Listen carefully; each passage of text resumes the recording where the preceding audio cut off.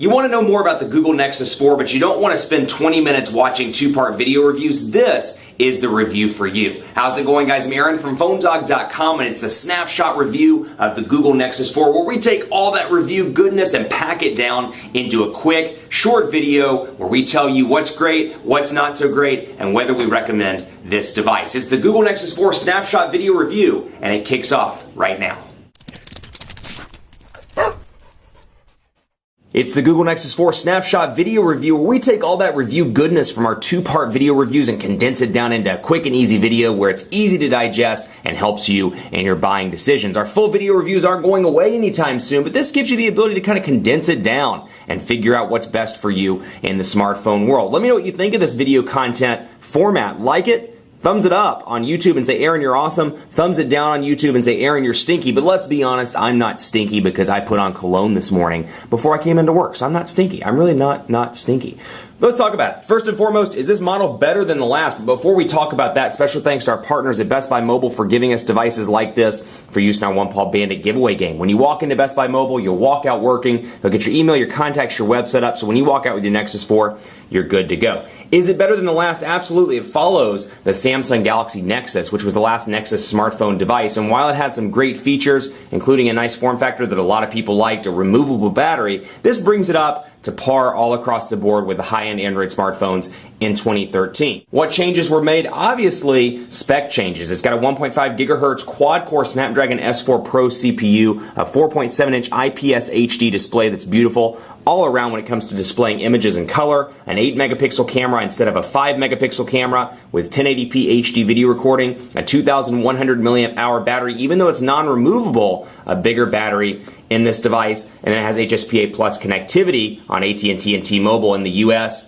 and then of course then Jelly Bean, Android 4.2.1, the latest version on the Nexus 4. So better yet, you know what's really great about this device is packing a killer price point. $299 for the 8GB model, $349.99 for the 16GB model. Better yet, that's available unlocked. So you're getting an Android smartphone full retail for $300 with features that are as incredible as the Nexus 4. How's the hardware on this device? This is probably the biggest selling point for this device. If you're looking for the iPhone 5 of the Android world, this is probably your device. It's a beautiful device. It brings the Nexus line up when it comes to specs and when it comes to hardware. Beautiful glass back, glass on the front, really a nice design that really exudes high-end build quality, and keeping in mind that it's $299, it's really an incredible price point. The software user interface, it's running Android 4.2.1, but it's running a completely vanilla version of Android. And as you can see here, there are no carrier installed applications. It's all Google. You've got Chrome integration, Google Plus integration, all that good stuff.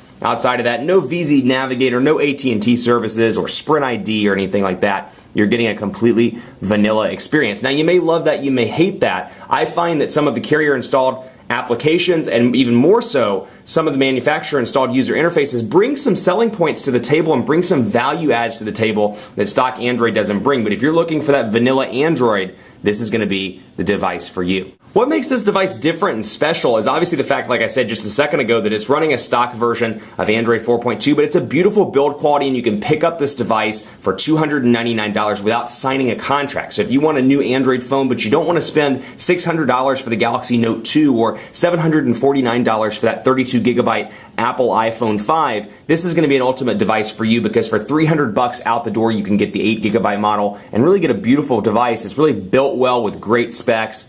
For $300. You really can't beat that. That's what makes it different. Google's really working this price point hard and really trying to build the Nexus line into a family of devices with the Nexus 7 and with the Nexus 10. Two big things I liked about this device. One is obviously the design. It's a beautifully crafted Android device for an incredible price. And two, the fact that it's fast. It's got a 1.5 gigahertz quad-core Snapdragon S4 Pro CPU. It's fast and does everything you throw at it, including quickly pulling down the notifications bar, doing quick and easy settings like that, or doing stuff that's a little bit more intense. Things like camera, with the 8-megapixel camera. Everything loads incredibly fast, and you can quickly take pictures and then quickly move back to the home screen. It's intended to be a fast device. Multitasking is great all around. There are a couple things I'd change on this device when it comes to software. I really think Android 4.2.1 brings a lot of great things to the table, and of course stock Android purists are going to love this. Little things like being able to move to the camera from the lock screen, great improvements from Android 4.1. That said, of course you have the Google Now improvements as well. That said, would love to see some of the value adds that we see on HTC's Sense user interface and Samsung's TouchWiz user interface.